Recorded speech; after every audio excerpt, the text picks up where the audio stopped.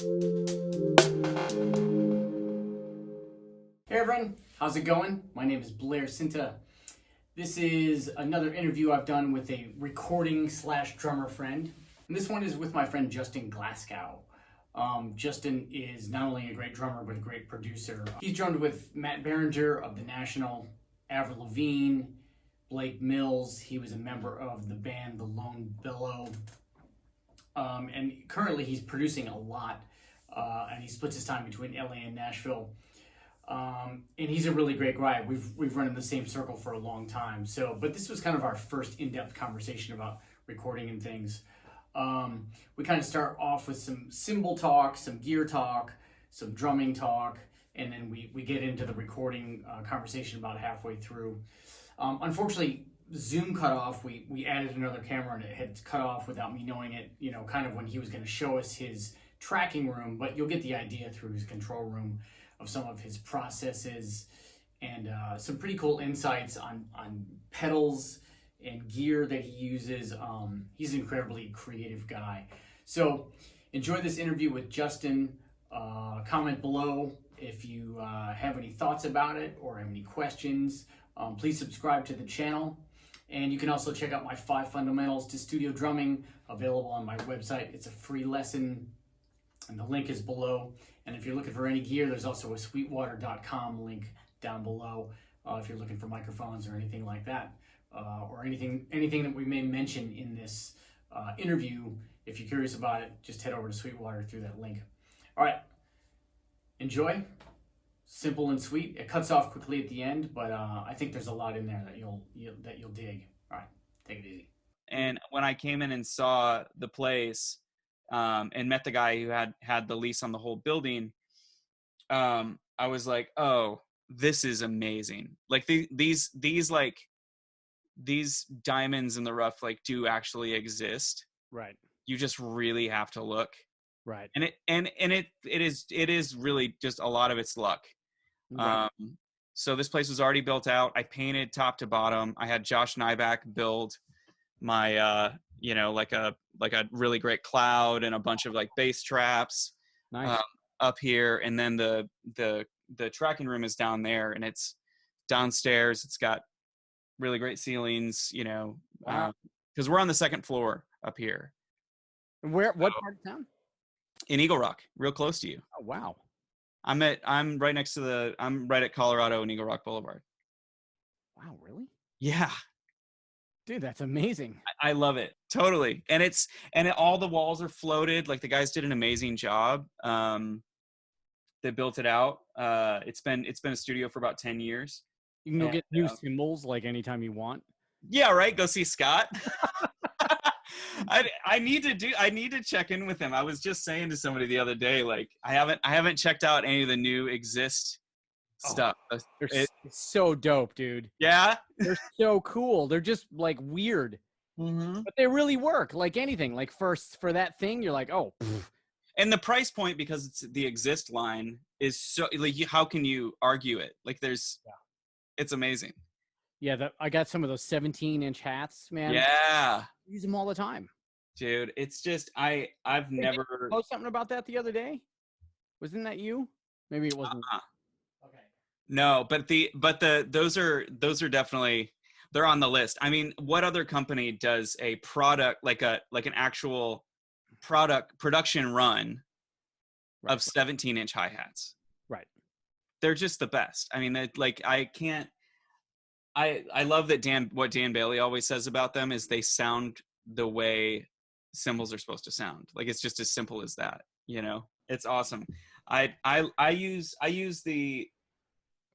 a bunch of 30th anniversary stuff that I love, but when I was touring with the Lone Bellow, it's a loud. I mean, it's not like a rock band, but it's a loud band, Sure. And the traditional stuff like was right in the lane. Like it was so perfect. Yeah. And Scott picked out a pair of those jazz hats, the jazz like special hats, 15s. Mm-hmm. And I was like, I don't know, man. Like, it's not really a jazz thing. Like, I don't know. He was like, he's the cymbal whisperer. Like he he like when they were downtown, he like went through the rack and was like, oh yeah, these are the ones. You know, I mean, he put them on the stand. It's like, these are the best sounding hi-hats I've ever heard. I mean, I feel so lucky. I've been off the road for 3 years. Yeah. Almost exclusively. I did a couple of runs last summer, like week-long things. But like, just being able to have when everything shut down in March, like I still was able to come in because it's just me. It's just my space. Mm-hmm. And I was like, okay, we don't know how long this thing is going to last. So I like rewired my pedal board. Mm-hmm. You know, I had some wiring projects in the patch bay. I had, there was like some new Ableton stuff that I wanted to like so I like was able to take some time and like be able to finish some spec projects and just get to play. Right. You know, for fun. Yeah. Yeah. and that was really cool. But the panic started setting in, and I feel like it started setting in for everybody's, because the clients for me as a producer that had like pushed back and been like, hey, let's wait. I know we're supposed to track this with a band. Like, let's see if we can just push the record back a month, or if we can push back 2 months. And after the first like few weeks, I guess into mid-April, I had 4 clients come back around and go like, all right, what can we do? Right. Because people still want to be like, if we're all going to have some extra time, we want to be able to use it. And if we're going to have a lot of extra time, like how productive can we be? And it was like a little bit of a learning curve with Zoom and with Audio Movers, but Mm-hmm. everybody was so cool. I put it out there. I was like, this might not work, but let's just try a couple of songs. Right. And if the results feel like we're all connected to this project, Yep. in a similar way that we would have been had we all been able to be in the room, Yep. then let's press on. And all 4 of those projects kind of like worked together through the last few months. So everything for the artist took longer, Yeah. because we were all kind of just figuring it out. But man, I mean, and this is just like musicians and artists of any kind, like understanding that A, technology is your friend, and B, if we can like learn how to create from an uncomfortable place and take ourselves out of our comfort zone, then like that is a form of creativity in and of itself. Well said. You know? Yeah. I'm literally after we do this, I'm gonna get on the phone, and we talked 2 days ago, and he's like, "Hey man, I got to do this thing, but it's got to be like we're in the room together. Have you used Audio Movers?" And I'm like, "Well, I know of it, so we're literally gonna like talk about it and try it like after this, because we needed to like hash through some stuff, as if like, no, that's not the right kick drum pattern, which I love, because that's one of the frustrating things about, even though I love what I do in this, but one of the most frustrating things is that interaction, which can be fixed in like literally 30 seconds, but it could take up to 2 hours with some people. Man, what the time that it's going to save you with revisions is unreal. Because you'll have some clients. I've had one client for a drum tracking thing that was like, "No, dude, just do it." And I was like, "Are you sure? Are you sure? Like, we can take 30 minutes and I can play down a couple of passes. At least we can get the idea. And then I can do a full couple more takes and I can do all the editing. You don't have to be there for that." Yeah. And because I like the idea I like working by myself a lot of the time. Like, it's really fun to like explore sounds, but man, that instant feedback, it's incredible. And you do have to figure out like the Zoom thing. So I do Audio Movers in a way that like I feed the Zoom audio back through my Apollo system. Yep. And then my Audio Movers goes just from whatever I'm doing in the tracking room, like through Pro Tools. So it's like I send them a link. They have to open it in Google Chrome because Safari's a nightmare. Okay. So they can hear me through Zoom audio when I'm up here and we're just having a conversation, talking about the track, whatever it is. Yeah. When I go downstairs, they're hearing what's coming out of Pro Tools. So I can't monitor through the console. Okay. I can't monitor through UA console because they won't be able to hear it. Hmm. You do have to monitor through your DAW, which is the only trick with like figuring out latency and stuff. But And how do you talk to them while you're down there? Do you? I just talk to them through, well, I have a talkback set up, but I've also got like a 47 over the kit that's like being smashed through an 1176. Yeah. Okay. And usually it's so close to me that they hear me perfectly fine. Okay. So you just don't see them at that point. You just. Actually, I put my laptop down there. Okay. So I put my laptop down there for video, because the other cool thing is with the laptop, like if you had a second screen, an iPad or something using Zoom that's in your tracking room, you could also share your Pro Tools screen. Screen share. Yeah. Okay. It's awesome. It's super great. And I've done it a ton where like I've got a vocal session coming up with an artist in New York, and he's going to go to Studio G to track vocals, and I'll Zoom screen share and mount like keyboard control and engineer the whole session. Wow. And they'll send me audio movers. So I'll be listening in real time. It's janky because we're still figuring it out, but as long as you can sit back and like take a deep breath and go, this is amazing that we can do this, then it's a lot of fun. No doubt those guys at Audio Movers are probably working their ass off to like become the thing, right? It's like, yeah, there's a bit of a race to the finish line with this. Like Audio Movers kind of got ahead of it, and then Sound Better, I think, bought Audio Movers. Really?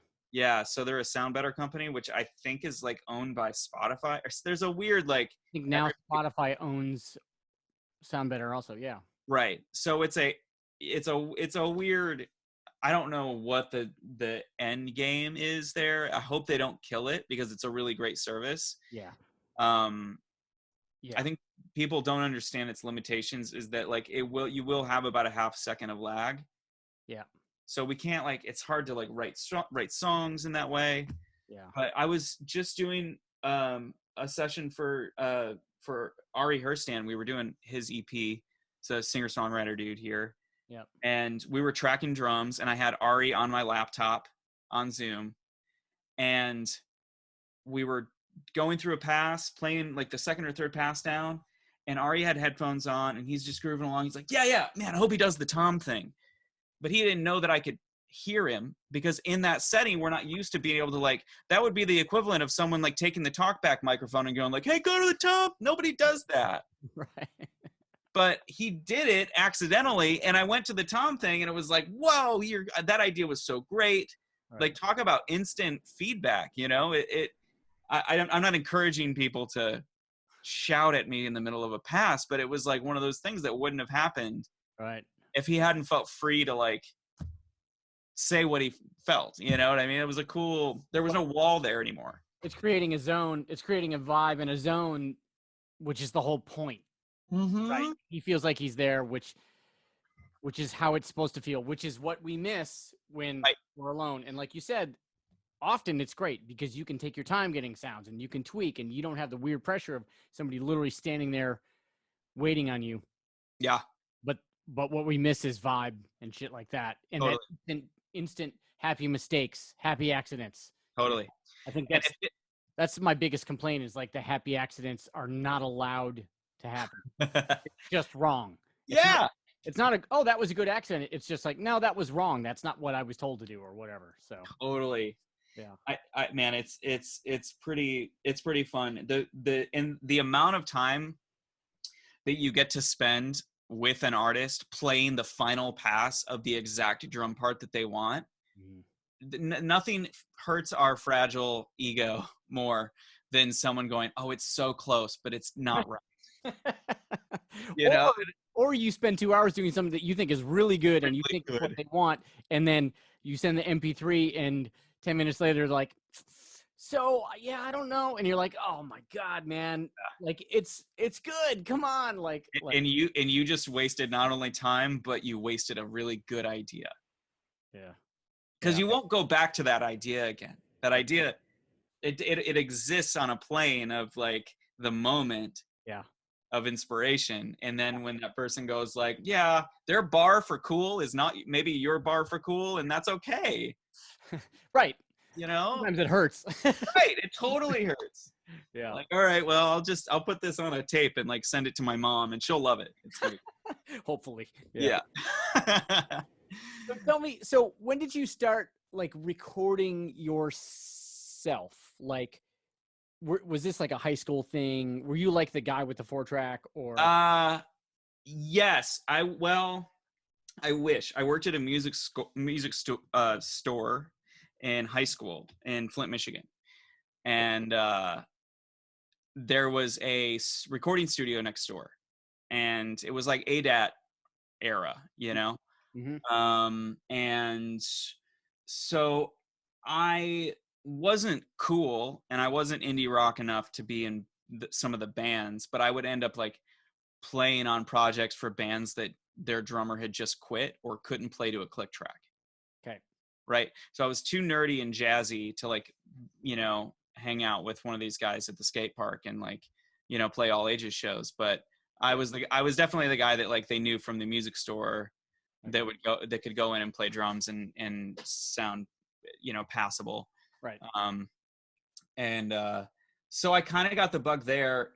And then I, was a friend of mine had one of the first like Roland 8-tracks, the VS880, which we all remember. Yep. And we just had a bunch of vocal microphones because my whole family's in gospel music, like vocal, quartet music. And so like nobody had like a kick drum mic, you know what I mean? So we didn't know that was a thing. So we were all like taking these weird dynamic microphones and things and like trying to get things to sound good, and experimenting in whatever sense you can do that. And then, so that was my introduction to multi-track in high school. And then my dad had a mini disc recorder. Oh man.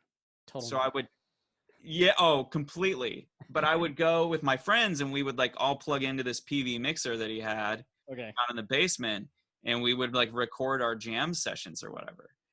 And just the idea to be able to do something and then instantly hear it back and have it like, I'm sure it sounded terrible, but to us at the time, like being able to put it in my portable mini disc player and like take it to school and like show my friends what my band did the night before, like that was blew my mind.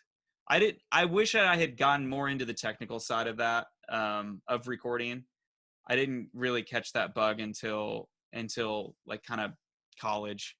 I still think it's cool though to witness that, like, oh, you go into the mixer first and then we can go into this device. As long as we go through the mixer, quote unquote, mix ourselves there, play. Yeah. I mean, there's an objectivity of like, you're seeing that from that angle, the instant gratification. Yeah. Yeah. As a kid, like you jam and you have a blast, and then you like start to take it too seriously, and then you rehearse because you've got the big gig that is wherever it is at whatever thing, and then you show up and it goes terribly and something breaks and whatever, like inevitably you have these weird live experiences. But I think the thing that kept me and my best friend Eric really interested to this day is like that thing of being able to create something that didn't exist when you woke up in the morning, right? And like have like hear it back and have it affect you, and also like understand that there's a lot to learn, that there's like a lot of people who are doing this really well, and you just keep your mouth shut and your ears open, and hopefully we can keep doing it is the goal, right? Right. So wait, it's kind of a sidebar. Did you go down to Detroit and play? Were you playing clubs in Detroit? I wasn't doing a ton. I was going to see shows in Detroit. Okay. Like I was going down and seeing ska bands and punk bands and stuff at the Shelter and all of that. And a little bit to Ann Arbor, but mostly it was like there's a place, local. It's called the Local 432 in Flint. It's like an all ages club. Okay. And I was super involved with this kind of scene around that. And it's still going. This guy Joel runs it. It's a really cool Oh wow. thing. It's awesome. Cool. So that was kind of the exposure. And then working in the music store, like I was by a decade the youngest guy in there. I was a sophomore in high school, and no extracurriculars in school. Would just drive straight to the music store every day Right. and hang out with these crusty musician types. So it wasn't just like a drum store. It was like well, I guess we all had one of those. The place in Ann Arbor was called Al Nally's. Yeah, totally. Yeah, and the cool thing about that is like down below they had their own drum section. So I would just go down there, and it was small. Yeah. I would go down there every week, and I would just walk Yep. walk around and just look at all the kits that changed out, or there's a new thing or whatever. It was always Yeah, you guys you grew up in Ann Arbor? Yeah. Yeah. I was it was a place called Bogner's Sound and Music. Okay. In Flint. And it went from like when I started working there, we had Mapex and Peisty. And when I left, we had like high-end Star Classics, Tama stuff. Like we had AOT, we had Pork Pie, we had all of the Signia, Janista, like all that stuff. We had a bunch of vintage gear, and I had just like grown it over the course of these 4 years. So you were kind of in charge of that. I was after the first year. Oh, wow, that's cool. That's Yeah. kind of amazing as a high school kid to be involved in gear. Yeah. And I studied with a guy named Bill Schaefer, who had Schaefer's Drum Shop in Flint. Okay. And so, but he was just so mean. He was just a mean guy.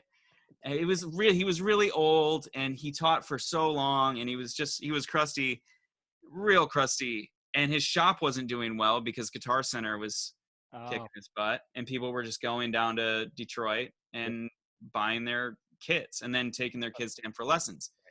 And I was like, I think we can beat this. Like, I think we can do 30 to 40 off map and still make a little money on this stuff. And I think I can move some drums. And luckily the guy that owned the shop, like trusted, a 17-year-old kid enough to like put me in charge. And as long as he was making money on it, I was allowed to order whatever I wanted to. That's fucking amazing, dude. It was cool. Yeah. It was a really great way to learn, about there's like an industry to it, for sure. Like just around the whole like NAMM, like I went to the NAMM show when I was 18, and like the reps all treated me like a grown up, which is like really great, Do you think that helped you acquire like your studio, like the gear that you've picked for your studio, that knowledge? I think so. It definitely set me up for, we didn't have like, it wasn't what I would say is cool, Right. I guess what I mean is like taste I guess what I mean is the retail side, kind of knowing like, whether calling reps and asking like, hey, can I check this out, or knowing retail prices and going like, that's not, I think, having an inside scoop on like good deals and shit. Yeah. Yeah, there's definitely like the value of what's going to hold, like what kind of stuff is going to hold its value, and what kind of stuff is geared towards prosumers. Yeah. Weekend warriors, and what kind of stuff is geared towards professionals. Yeah. Like we kind of did a bit of both. And so that was a big learning thing of like figuring out what stuff it forced me to like use my own ears and go like, I know this thing is really expensive, but it doesn't sound good. It doesn't sound like we had an old Rogers kit in there the entire time I worked there. And I don't know, I should have bought it. It was a really great, like early beaver tail kit. But it was like white pearl. It wasn't a cool color that I was into at the time, And I had like my 9-piece DW kit, whatever, with the rack system and all the Peisty signatures. And so I didn't get it, but like I would hit it, I would play it, I would set it up and like hear it and go like, oh, that this is a great, this sounds like records, right? Right. Like this other shiny new Birch hybrid kit with diecast hoops, like sounds like a weird version of, you know, what's on MTV right now, Right. when music was happening on MTV. Right. Like, but this makes me think of Al Jackson. This makes me think of Motown and Stax and those things, which I of course love. Right. So That's a cool tones perspective to get, because I remember back when I was in college, I just had this Yamaha, modern Yamaha kit, early 90s, whatever.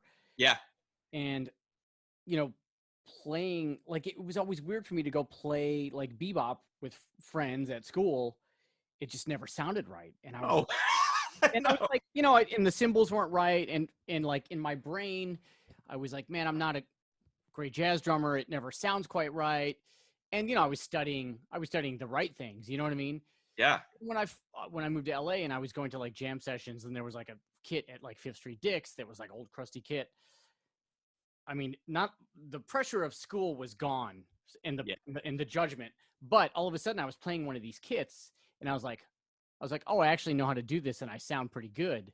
yeah, And that was like a pretty huge thing of, like, I wish back then I had been like, hey, I kind of need two kits. Like, I need one so I can go do top 40 gigs in Dallas, yes, and another one I can just jazz out and it sounds proper, because right, when you're practicing Philly Joe licks on a Yamaha touring kit, like, right. no, it just doesn't sound that It's quite right. Yeah. it's never gonna do the thing. And those drummers that, like, when you hear, I don't know what it was like before Johnny Vodakovich like went to like the Fortune drum thing with that guy in Cleveland, you know, Mm. he was like, there's like a New Orleans drumming video. Do you remember this? There's like a series of New Orleans drummers I mean, that, yes, I'm remembering as you tell me. Yes. Yeah. and they were red. Riley? Herlin Riley was, Johnny Vodakovich was on it. And oh man, I need to find it. I'm sure it's all on YouTube at this point. Yeah. But I just remember that video happening, and it was like cocaine 90s drum sounds. You know what I mean? Like Yeah. super deep power toms. I don't know whose kid it was, but these dudes rolled into that studio and made that shit sound great. Right. But it did not sound like they sound on their drums. It did not sound like traditional. Yep. But I was like, God, that rack tom, you know, with like 2 seconds of decay is like really weird for this, but that snare drum sounds amazing. Like, it's really hard to mess that thing up, Right. because the hands sound amazing. Yeah. You know what I mean? I think there's a Levon Helm video, which is the same thing, where he's playing a more modern kit. It's still Levon. You're like, Yeah, that's dope. But it's this. yeah, exactly. But the cymbals and shit, you're kind of like, like, Yeah.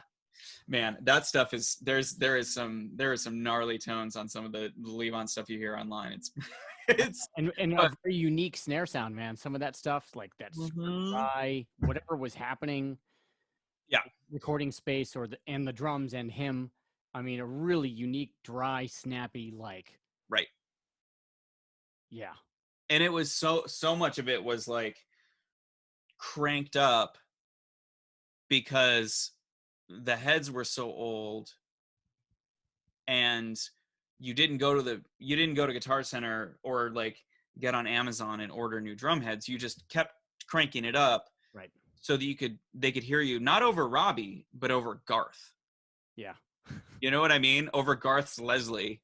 Yeah. Like your snare's gotta hit the back of the room. And that's a special sound. But to watch him play that little, it's like an A 16-inch that he used it's in the last waltz. It's like his left side ride cymbal, basically, barely hitting it.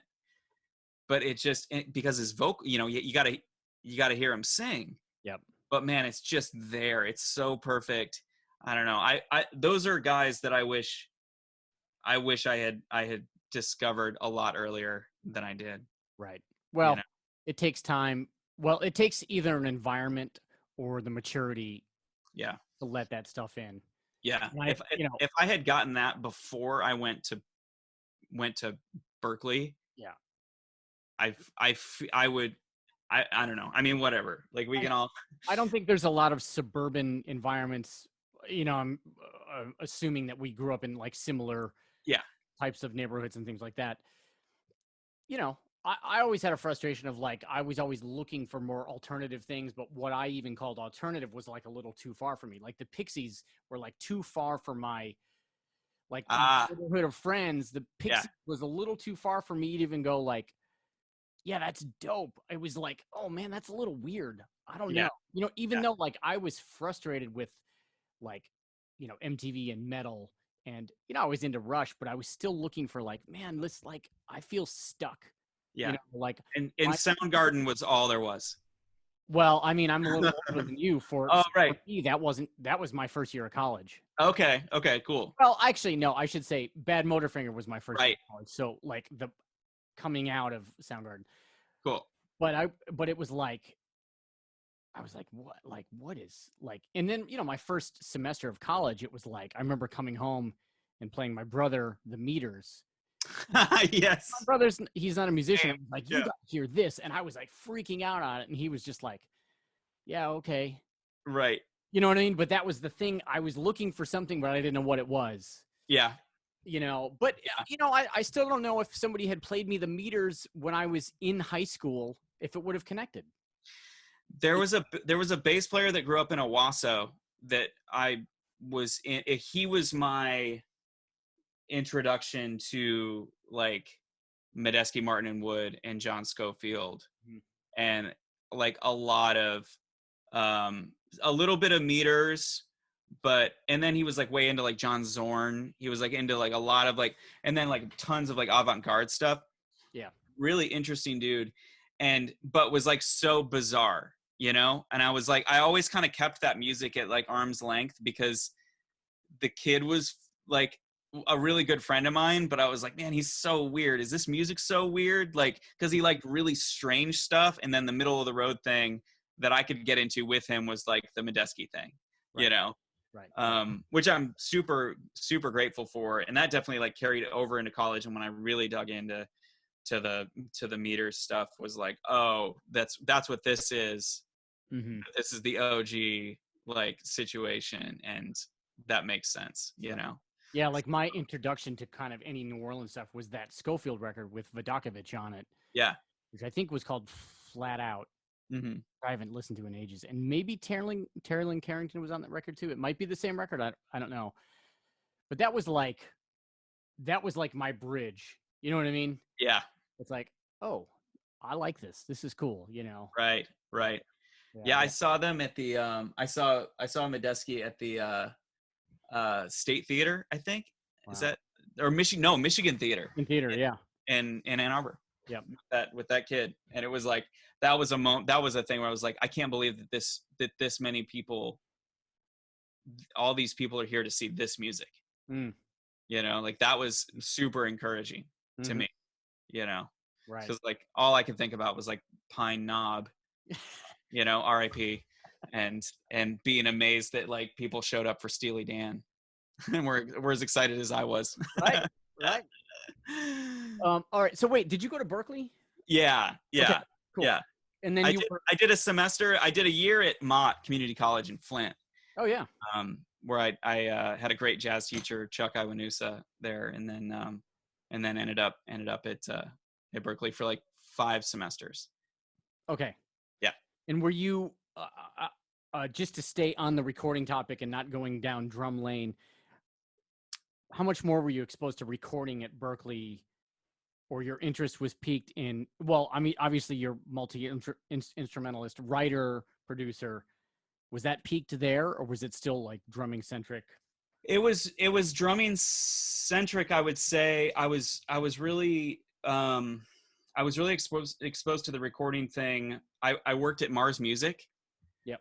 And my first couple semesters, and the guys in the guitar department were all recording guys, and they all grew up in Austin, Texas together, and were like oil brats in Jakarta, Indonesia. And my friend Justin Douglas, he owns an amazing studio in Austin, King Electric, and so he's still like in the engineering world. But they were like in their last semester, and I was in my first. So they like, you know, I not only had my first beer at their house, but they gave me a bunch of Texas music, like Chris Whitley and a bunch of Daniel Lanois and like Ian Moore, the guitar guy, like all that stuff. Like they exposed me to so much cool Texas music. And they invited me to like play on sessions for them and like sit in, because to be in the engineering recording department there, you had to like take a bunch of math, you had to do 8 full semesters, you couldn't come in as a transfer student, like you had to do, and basically after your, I think 3rd semester, you basically don't play anymore. Like there's no more ensembles, there's no more like private instruction on your primary instrument. And I didn't want to do that, so I just kind of focused on, I did as much of that recording as I could, and then did a thing that they call pro music, where you can kind of design your own course. Okay. And so I was able to like take some production classes, but also take a bunch of arranging classes. Right. And like I played keys in the Tower of Power ensemble there, like Hammond. And so I got to do that and get credit for it. Yeah. You know, like I was able to do a lot of different things, and still able to like study privately. And then after my 5th semester, with every intention of, you know, finishing at some point, I left. I think I've got like 6 credits left. Too late, man. It's never too late. Man, I don't know. It might be. I just can't like. What am I gonna do? You like me sitting in front of like taking art history too? I'm Berkeley online. You got time now. I don't have any time. I mean, I'm so grateful to not have the time, but I don't think it's important at this point. it was great. I really had a lot of fun there. And then, you know, moved to Nashville with some friends and got my ass completely handed to me. Yeah. And, you know, basically learned very quickly from some more seasoned professionals that like, it doesn't matter where you went to school. You have to know how to leave space. You have to know how to show up with really great sounding drums. Mm-hmm. You have to know that your opinion is not always needed. Mm-hmm. And you also like have to know how to do your stinking taxes. You know, like there's a lot of stuff that I wish that I could have learned, but it just wasn't the time for it. You know what I mean? I'm not sure they're, you know, I've had this conversation 100 times with our peers, and I just think that it just comes, life comes when it comes. You know what I mean? Yeah. Like if somebody said to you at Berkeley, "Hey man, time to take the doing your taxes course," you would have been like, fuck. I actually I took the music business for the musician class at Berkeley. Okay. And they didn't say anything about filing your taxes. Okay. Well, they said even less at North Texas. So like, yeah. It was amazing. It wasn't even like, here's how you negotiate your rate for a gig. It was just right. Like, oh yeah. Oh my gosh, we could talk about that. I mean, all day. But I basically moved to Nashville, and my buddy had a 002 rig. Mm-hmm. We had a little studio space.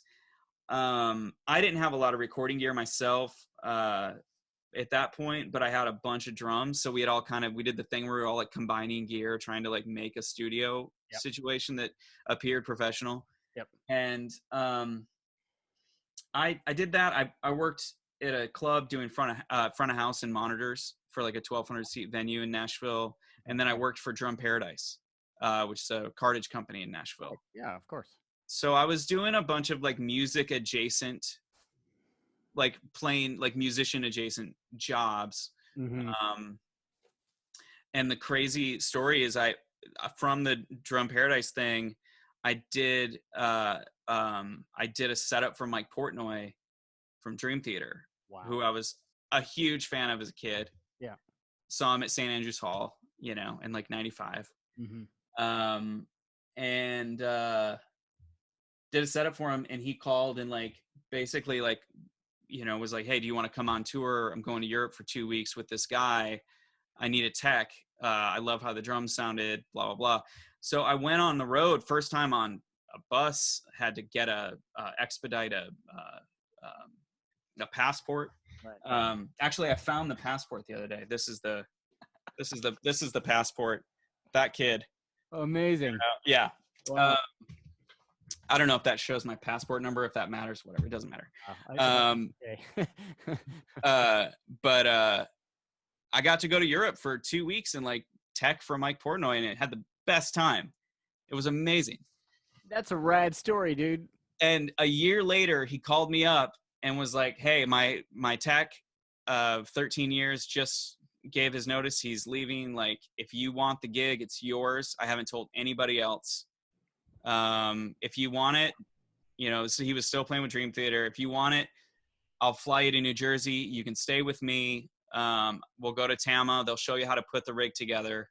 And then we fly to Italy for tour rehearsals in 3 weeks.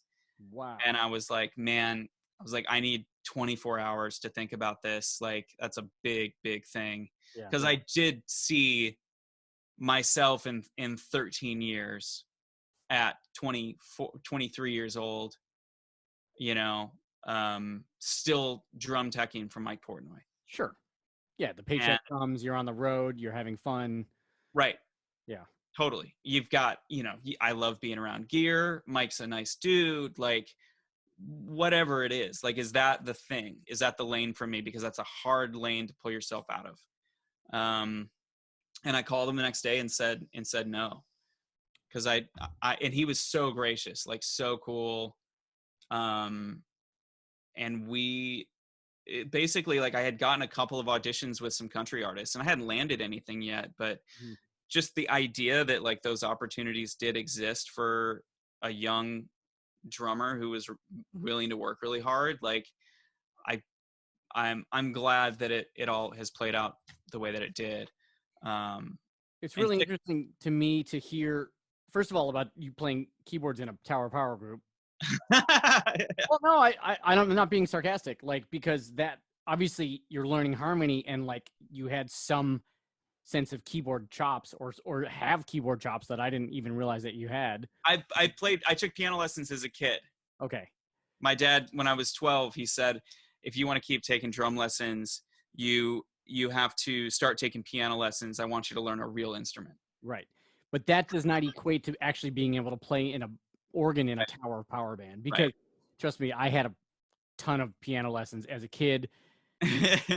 And like functionally, harmony, I can get around chords, I know it, but like chops, zero. You know what I mean? Yeah. They're different things. You know what I mean? A guy from my church collected Hammond organs and loaned me one for 3 years when I was in high school. Okay. Like, so I mean, that's insane, right? Like, I had access to it. So you were understanding drawbars and everything, and going into it. And had gotten into the Medeski thing, had like gotten into some stuff that was like pretty cool at the time. So and then my first gig, like 6 months after I said no to the Dream Theater job, was like was playing keyboards for a big Christian artist. Okay. And then I did that for 2.5 years. So I was just like, went from like working at a pizza joint and running monitors to saying no to Dream Theater guy to being on a bus, putting all my stuff in storage and living on the road for 6 months. Right. And then you're stuck in another situation where now I'm the Christian keyboard player guy. Okay. So the only way that I could even get arrested as a drummer was if I learned how to record myself. Ding, ding. Right. Right. And if nobody else is going to hire me, and the only way that I can figure out to be able to sustain a life that doesn't require me to leave town. I mean, that's just to learn how to record. Mm-hmm. Um, And so in Nashville, so then at some point you decided I got to buckle down and like create my own drumming career. and buy, yeah, and just buy, like, make smart purchases. Mm-hmm. I had a handful of microphones. I remember I found like a whole batch of Audio-Technica 4033s, 4040s, a really great old brass capsule 414, and a pair of Apex tube microphones, like the Chinese made tube mics, 47 copies that sound bad. Right. And I think I spent like $2,500 or something for like all of these microphones. And then I sold some of them, and then the 414 didn't work. And so I was like left with enough, but I was still left with enough microphones and had made enough of an investment to where like I had a iMac and I had an iBook and the first Motu 828 interface, Okay. Firewire 400, and a set of NS10s, and that was pretty much it. And I was using Digital Performer. You had a sense of mix because you said you were doing live, Yeah, front of house mixing. yeah, That's pretty awesome. That's a pretty massive perspective too. To like, I'm sure not only that, watch drummers come through every night. yeah. Not just drummers, but anybody that's too loud or has great tone or shitty tone. Right, I mean, right, what a learning curve. right. Yeah. I mean, I remember doing monitors, and it was Jason Merger. We were Death Cab was playing on the Transatlanticism Mm-hmm. tour, and I had never heard of them. Mm. And I was like, how is this guy? This is a rock band, and this guy's tone is unbelievable. Mm. Like he's doing studio shit on this stage in this setting, and it's translating at front of house. Mm-hmm. Like I was super interested in what that was. And a lot of it was, as you know, like it's just self mix and, volume and controlling your cymbals. Right. So I definitely took a lot from that. And then I took a lot from, I was playing in a band, and we were working with a producer, and he and I became really good friends, and he would bring me in. He was a drummer, guy named Donnie Boutwell. And he would just let me come in and play on stuff. Like he wouldn't really pay me, but the idea, because he was a drummer, so he would like, there was no reason for him to like, hire me. Yep. Other than he got to just engineer, and I got to experience the whole thing and ask a bunch of questions. And you were learning engineering skills from him at the same time? Tons from him, so much. And he had some really great gear, and some really nice drums, and the room that he had at the time sounded really good. So that was a really cool season for me to like be able to really dig in and ask some questions and feel like I could ask some really dumb questions, and I trusted this guy enough that I knew he wasn't going to steer me in a weird direction. Right. You You were able to go in the control room and check out settings and move things maybe, or totally mic placement, moving knobs, whatever. EQ. I mean, so much EQ and compression information came from him, and then learning how to make mistakes on that stuff and what those things should sound like. And even down to like what I don't like about those sounds, and what to look for to make something my own. You know what I mean? That was always really encouraged in that environment. And so my first piece of like actual recording gear was this Langevin dual vocal combo. It's like a 2-channel. Yeah. And a buddy of mine was a songwriter friend of mine that I had worked with on a project, was selling it, and for $1,000 or $900 or something. And I didn't know how to use it. And it's got these like weird opto compressors in it. And so I just like that thing allowed me to fall on my face because there was no way to really make it sound bad. Mm-hmm. You know, it could only get better. Right. A good piece of gear is like that, right? It's like, Right. That's not what I meant, but it still sounds good. Feels pretty great. Yeah. So that dude, the first time I ever got hired to produce something was for this Christian band. And I went to that engineer. I went to Donnie. And I was like, I need you to mix this. Also, can we track it here? Because I don't have enough gear to be able to track it on my own. And he was like, totally. What's the budget? And I told him the budget. And I think at the end of that record, I ended up walking away with $60, right? For like a 10 song, like a full length LP Right. that I worked my ass off Yeah. and made a ton of mistakes. Yeah. And Donnie walked away with a lot more money than me. Like, you know, and so that was the next job was how do I keep some of the money? Right. How do I keep enough of the money so that I don't have to take the next touring gig if I don't want to, or how can I see this as like a sustainable way to make a living, you know? Yeah. And so whatever the next thing was, like you're just investing in better microphones, and then I got a better space to record drums. Because I mean, you know, like having space that's the biggest thing. I mean, we can have amazing sounding microphones, but if your space isn't under control and has a vibe and feels good to be in and create in, like, then there's no getting around that. So Right. you know, finally settling into a space where I felt like I had enough gear and a couple of nice pieces that I had a good signal chain on the kick and on the snare, you know, to start. Like that was where I felt like I could like start telling people that I was a producer, you know, like start telling people that I charge money for a service and the result is good enough that people would occasionally give me money to do it. Right. It's a great crash course too in understanding how tones work together, kick drums and basses. Yeah. You know, guitars and vocals, of course. You know, right. How all that stuff glues together. And I mean, not only those tones individually, like a good guitar tone for what the thing is, but and then reverse, you know, just being able to incorporate that into your drums. Right. You know? Like, okay, you know what I mean? Like, it seems right. like we're learning that all simultaneously, not necessarily as a drummer, but as really almost as an engineer, producer, right? Yeah.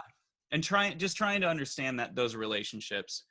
And also, I think the biggest thing that it does for all of us going through that process of trying to figure out how to get those sounds is it changes the way that we listen to music. Right. And it changes the way that we understand those sonic relationships around the records that we really love. And even around the records that we didn't love, but we loved how they sounded. Like, go back to that thing, you know? That's super, super exciting at that point, that stage in your career. And also, I mean, oddly enough, going back to some things and going like, wow, this actually sounds like shit. But the songs are so good that it just doesn't matter. Right. Right. Plenty of examples of that. Totally. But I mean, like, I didn't like the Eagles drum sounds when I was growing up. Mm-hmm.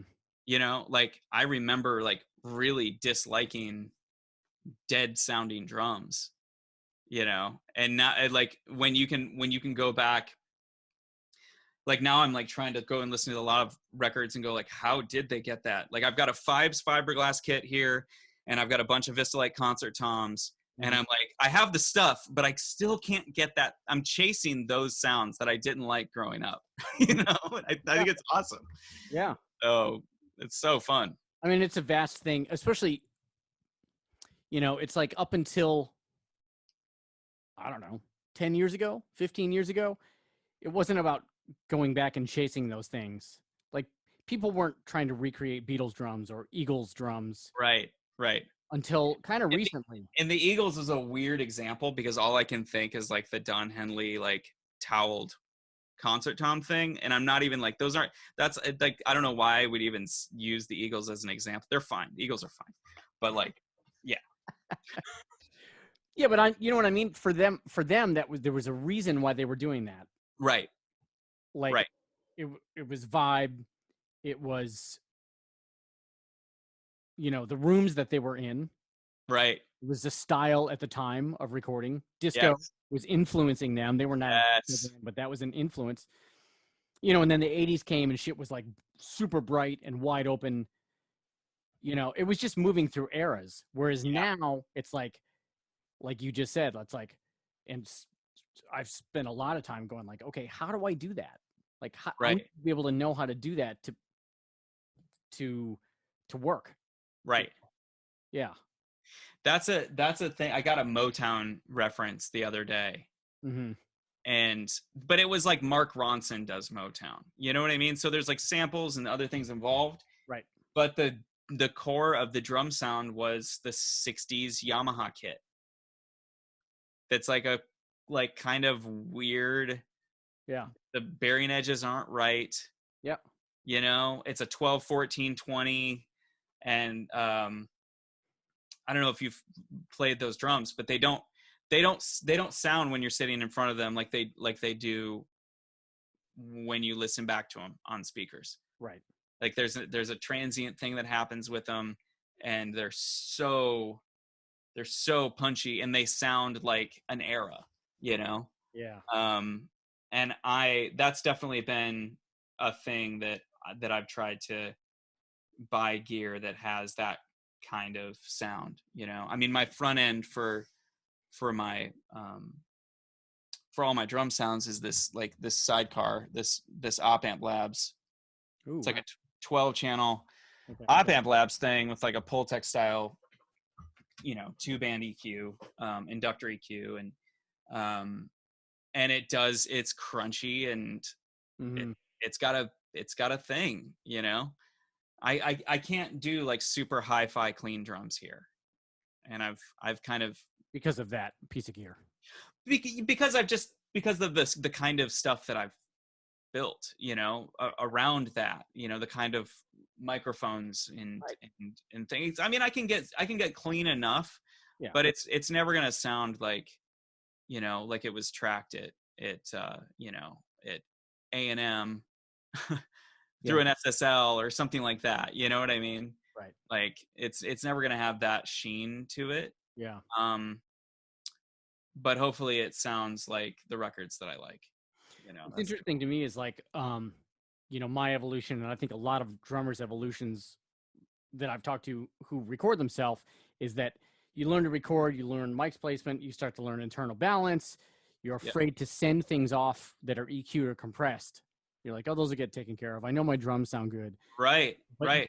It seems like you obviously were able to dive into that immediately and commit to EQ and compression. Like you had a handle on that almost equally as you were going. Yes. But I also, because I didn't have any outboard gear, I did have to learn the importance of the sound of the instrument sounding great, and the placement of the microphone.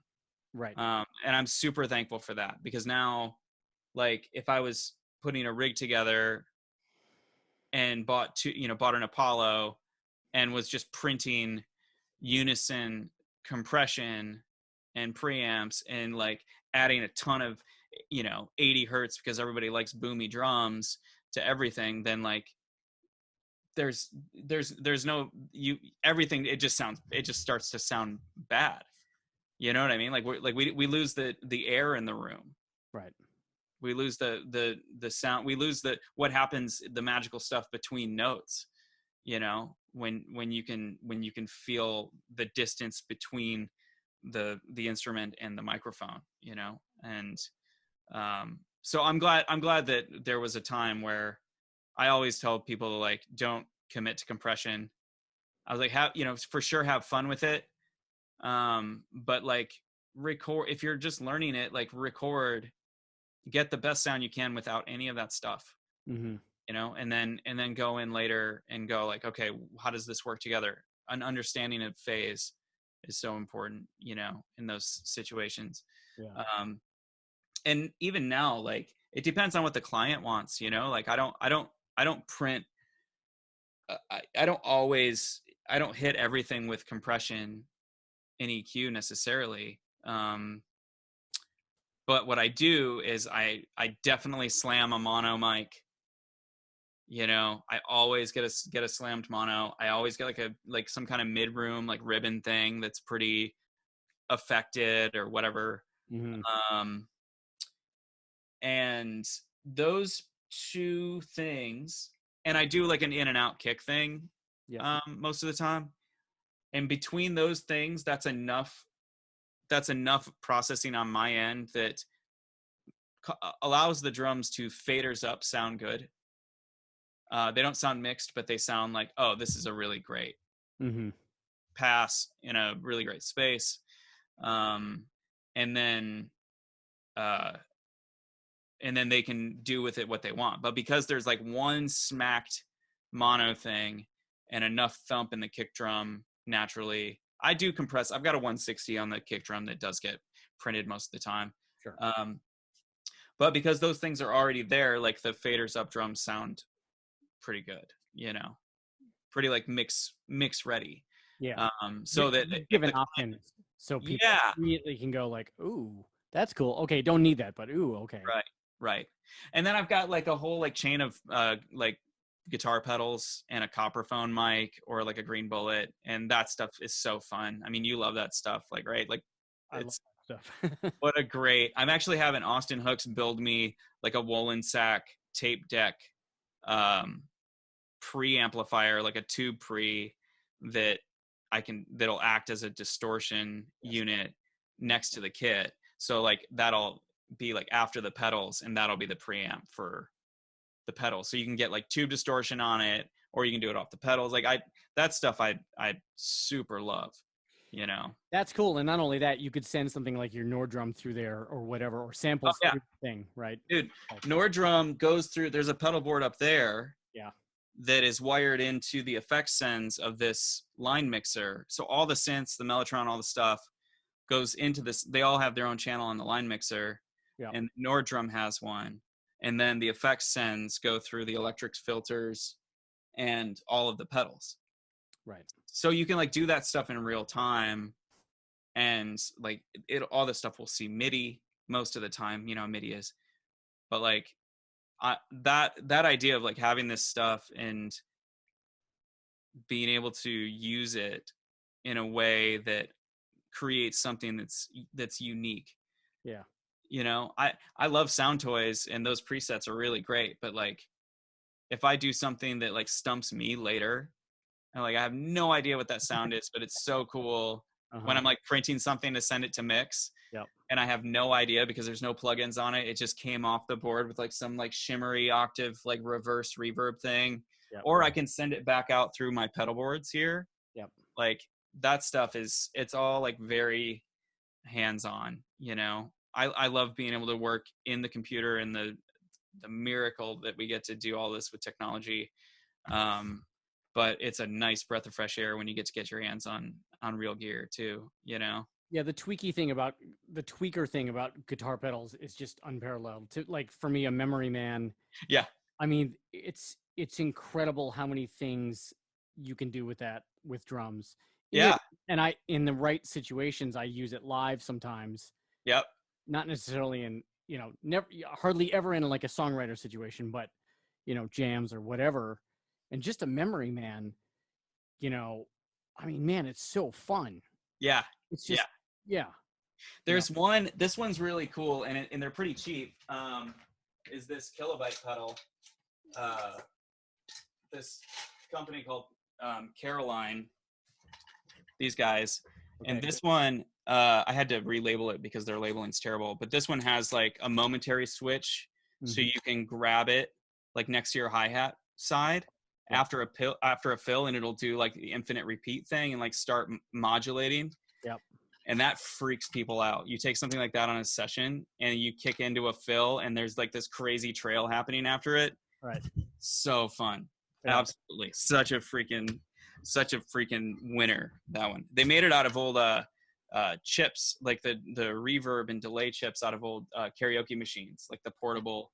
Oh, Yeah, like so the had that kind of like lo-fi. it's not that great sounding. Right. Yeah. Right. But it's awesome on drums because it's like so just mid-range focused. Oh wow. So it still stays out of the way. It's cool. It's definitely one to. I'll have to drop it off post pandemic and let you borrow it. I definitely gotta check that out.